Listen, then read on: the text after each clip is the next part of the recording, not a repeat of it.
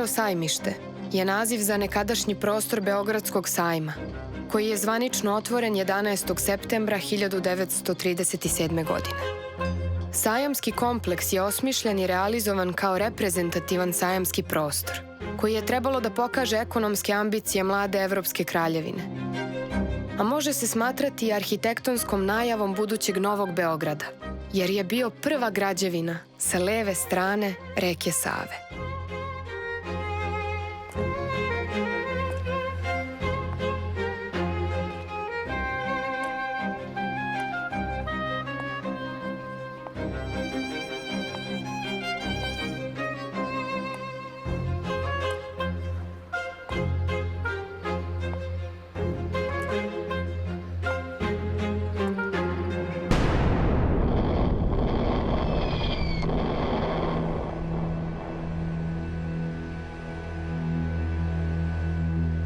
Drugi svetski rat bio je najveći rat koji je ikada vođen.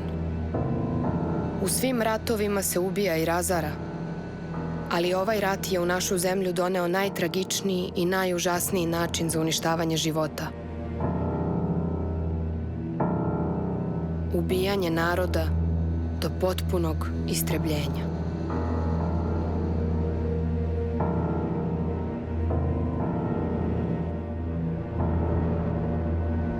Holokaust nad Jevrejima i genocid nad Srbima i Romima, koje su sprovodili nacisti, fašisti i hrvatske ustaše, predstavlja najveće moralno posrnuće ljudskog roda, jer su zlikovci čitave narode tretirali kao niži oblik postojanja. Adolf Hitler je u avgustu 1941. godine naredio Wehrmachtu da krene u suzbijanje ustanka na prostoru okupirane Jugoslavije. Tokom jeseni te godine, pripadnici Wehrmachta streljali su od 25 do 30 hiljada civila. Među žrtvama bilo je više od 6.000 odraslih jevrejskih i romskih muškaraca.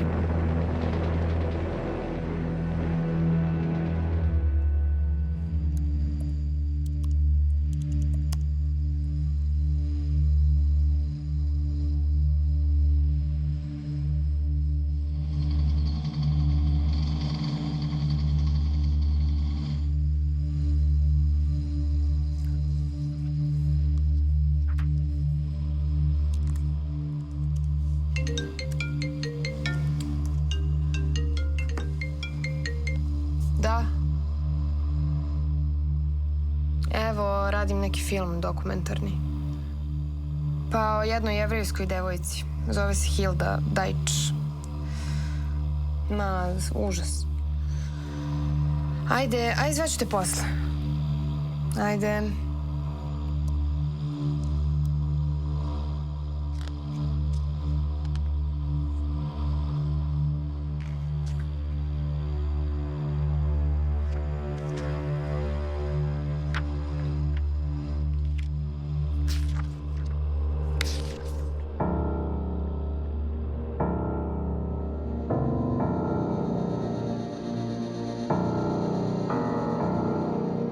Rukovodeća uloga u rešavanju jevrejskog pitanja pripadala je Gestapou.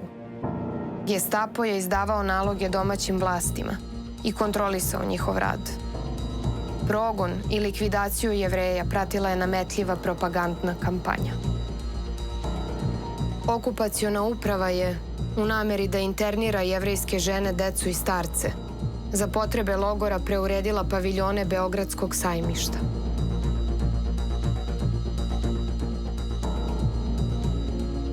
Vlasti nezavisne države Hrvatske, na čijoj se teritoriji nalazio logor Sajmište, zahtevale su da u logoru ne bude srpskih čuvara i policajaca i da se logor mora snabdevati iz Beograda.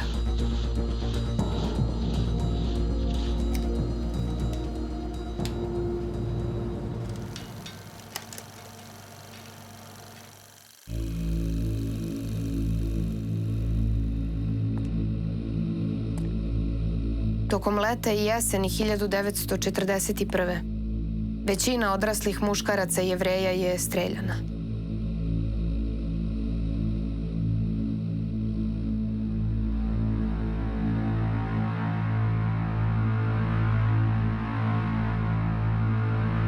Početkom decembra iste godine Nemci su naredili jevrejskim ženama, deci i starijima da dođu ispred sedišta specijalne policije u ulici Georgea Washingtona broj 23.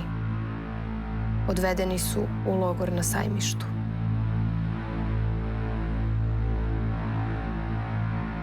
Nisam morala da se pojavim pred specijalnom policijom, zato što je moj otac bio funkcioner predstavništva Jevreja. Ali ipak sam otišla u Georgea Washingtona broj 23.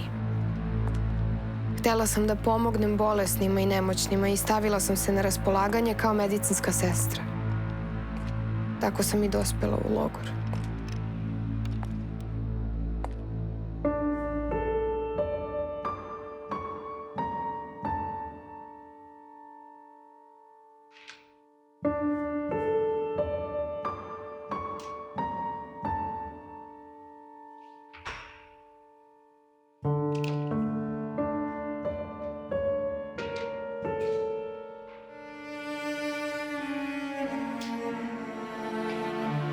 Ona je tamo napisala 4 pisma preko kojih mi danas imamo uvid u dešavanja u logoru.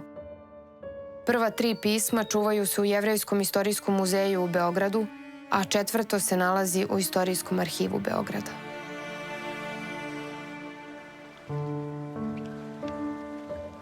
Hilda Dajč je rođena 1922. godine u Beču, u aškenatskoj porodici. Nešto kasnije njena porodica se preselila u Beograd. Završila je Beogradsku žensku gimnaziju. Maturirala je kao jedna od najboljih u generaciji, a zatim je upisala i arhitektonski fakultet. Družila se sa Nadom Novak i Mirjanom Petrović.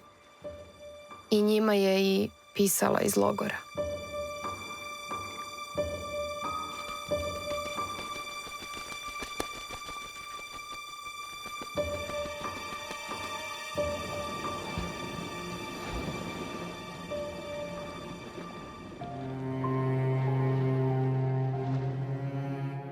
Nado, draga moja, sutra ujutru polazim u logor. Mene niko neće naterati, ja ne čekam na poziv. Moji su protivni mojoj odluci, ali ja mislim da ćeš me barem ti razumeti.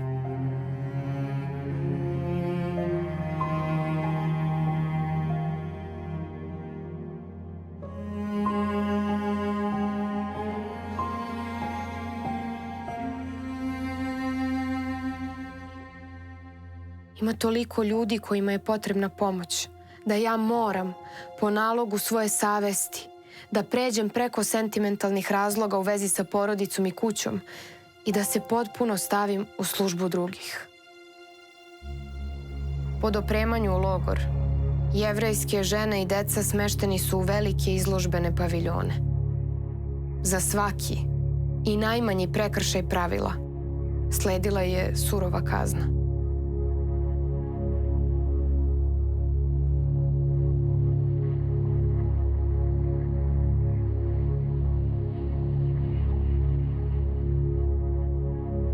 Komanda logora zatočenike je držala u punoj izolaciji, a kontakt sa spoljnim svetom najstrože je kažnjavan.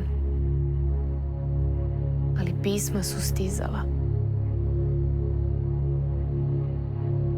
Ustajalo se u 5 sati ujutru, na zvuk trube. Iz pretrpanih ležajeva morali su svi da ustanu, iako je bilo puno bolesnih i nemoćnih i male dece. Stražari bi sve zatočenike isterali napolje, bez obzira na vremenske prilike. I svako je morao sam da ide po hranu za koju se čekalo u redu. Pa čak i oni koji su teško bolesni.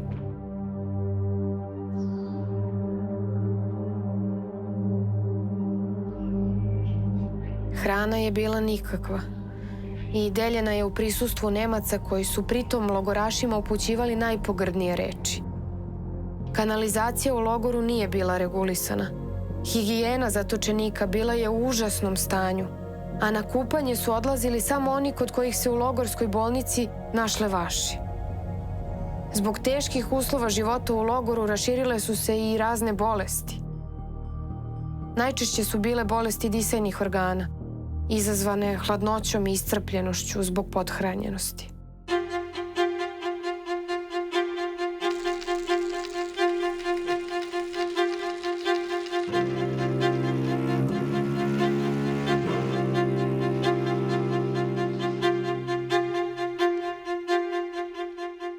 Nepodnošljivi uslovi života, stalna ponižavanja i maltretiranja, svakodnevno umiranje i teška neizvesnost pogubno su uticali na psihu zatočenika.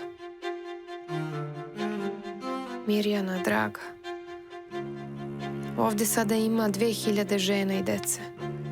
Skoro 100 odojčadi za koje ne može ni mleko da se kuva jer nema ogreva.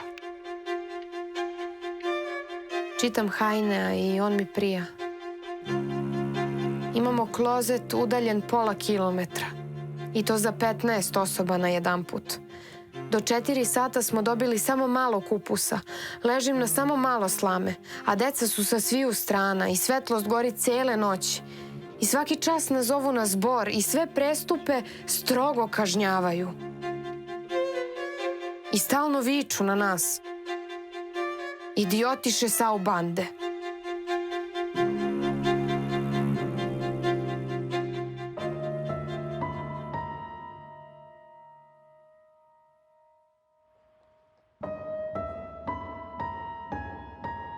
Nado, zlatna moja, ovde je tako...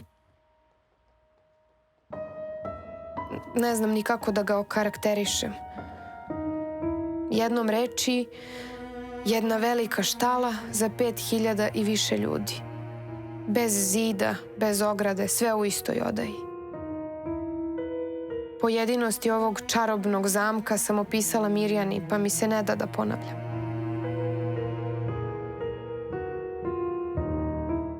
Dobijamo ili doručak ili večeru, i to uz najpogrdnije reči. Sreća pa čoveku prođe apetit, pa i nije gladan. Danas sam ušišala 15 vašljivaca i namazala ih. Posle sam ispekla ruke do laktova krezolom, ali ipak je posao nekoristan. Jer kada završim sa drugom partijom, prva će biti opet vašljiva.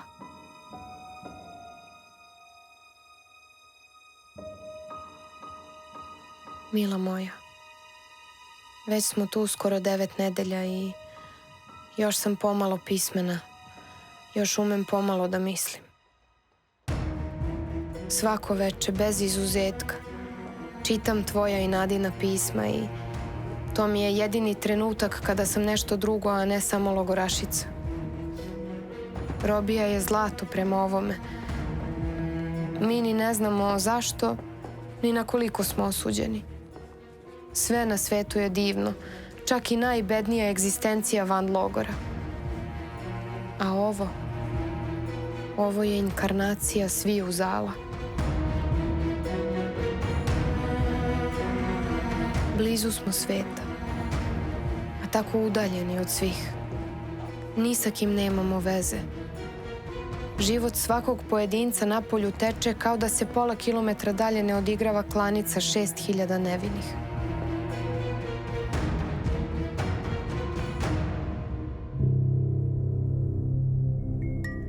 Početkom aprila 1942. godine komandant logora Andorfer zatočenim Jevrejima saopštio je da počinje njihovo prebacivanje u Poljsku. Andorfer je čak sastavio i podelio im izmišljena pravila novog logora. Ishrana zatočenika postala je nešto bolja i raznovrsnija, a komandant logora trebovao je za njih i neke stvari kao što su cigarete i naočare. Obmana je bila toliko uverljiva da su se zatočenici dobrovoljno javljali za odlazak. Prodavali su im nadu. Promena je bila uočljiva. Vozač velikog zatvorenog kamiona sakupljao je decu oko sebe, milovao ih, uzimao ih u naručje i delio im bombone. Deca su ga volela. Kakve li namere imaju sa nama? U stalnoj smo napetosti. Hoće li nas streljati, dići u vazduh, transportovati u Poljsku? To je sve sporedno. Sadašnjost samo treba preskočiti. Nije nimalo prijatna. Nimalo. Ja ipak nisam takav nejunak kao što bi po ovome mogla da sudiš. Meni ništa više nije odvratno, ni moj prljavi posao. Sve bi se moglo, samo kad bi se znalo ono što se ne može saznati. Kada će se otvoriti kapije milosti? Šef 4. odeljenja Gestapoa, SS general Heinrich Miller, uputio je zapovedniku službe bezbednosti u Srbiji, Emanuelu Šeferu, telegram o sprovođenju jevrejske operacije u Srbiji. Obavestio ga je da su u Beogradu upućena 2 SS podoficira, Getz i Majer. Oni će voziti jedan specijalan kamion marke Zaurer, a po dolasku izložit će mu svoj posebni zadatak. U avgustu 1941. godine, u blizini Minska, Himmler je prisustvovao jednom masovnom streljanju. Kada je video da se neke streljane žrtve, a među njima i žene, još uvek miču u jamama, njemu je pozlilo. Po povratku u Berlin, Himmler je naredio da se pronađe humaniji način ubijanja.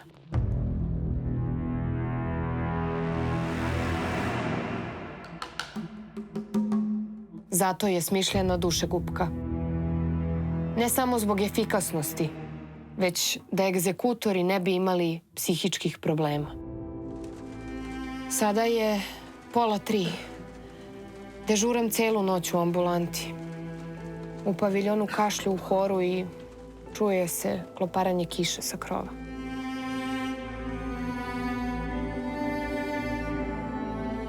Mirjana moja draga, mi smo roblje zarobljeno. Mnogo manje još od toga. Mi nismo nikoliko gubavci. Mi smo jedna prezrena i gladna horda. A kad i pored toga čovek ugleda malo života, a to si ti, oseti toliko novih životnih sokova da struje u njemu. Kako mi je tek tada teško. Gaswagen, kamion ubica ili dušegupka je specijalno vozilo namenjeno za gušenje ljudi, koje su nacisti koristili za masovna ubistva tokom Holokausta. Žrtve su gušene u hermetički zatvorenoj unutrašnjosti kamiona, tako što bi se izduvni gasovi sprovodili u nju. Kada je usavršena tehnologija mnogo efikasnijih gasnih komora, nacisti su prestali sa korišćenjem dušegupki. Logoraši su u grupama od 50 do 100 ljudi vozili dušegupkom do masovne grobnice u Jajincima. SS-ovci su govorili zatvorenicima da ih vode na železničku stanicu u Zemunu, odakle će biti prevezeni u Poljsku na rad u drugi logor. A u stvari, vozili su ih u smrt. Posle prelaska mosta na Savi, kamion bi se zaustavljao, a jedan od dvojice vojnika bi izašao i povezao kraj cevi auspuha sa unutrašnjošću kabine, gde su bili logoraši. Nakon toga, kamion bi nastavljao put do Jajinaca, gde su leševe ugušenih logoraša bacali u jednu ogromnu jamu. Za zatrpavanje su bili zaduženi srpski zatvorenici iz logora Banjica. Njihovi leševi spaljeni su u nemačkoj akciji uništavanja tragova zločina u jesen i zimu 1943. i 1944. godine. Još kao dete bojala sam se da me ne zakopaju živu. I ovo je neka vrsta prividne smrti. Hoće li posle smrti biti nekog vaskrsenja? Nisam nikad toliko mislila na vas dve kao sada. Stalno razgovaram sa vama i želim da vas vidim, jer ste vi za mene onaj izgubljeni raj. Ljubi vas vaša logorka. Završila sam 4. pismo. I sada čekam. Dogodit će se ono što se ne može izbeći. Ono što se dogodilo svima u ovom logoru. Mislim da dolaze po mene.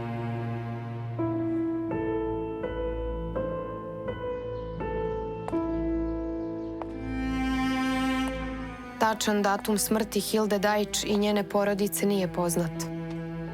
Ali se sigurno zna da je ubijena u gasnom kamionu. Zajedno sa preko 6.000 drugih ljudi. U periodu između marta i maja 1942.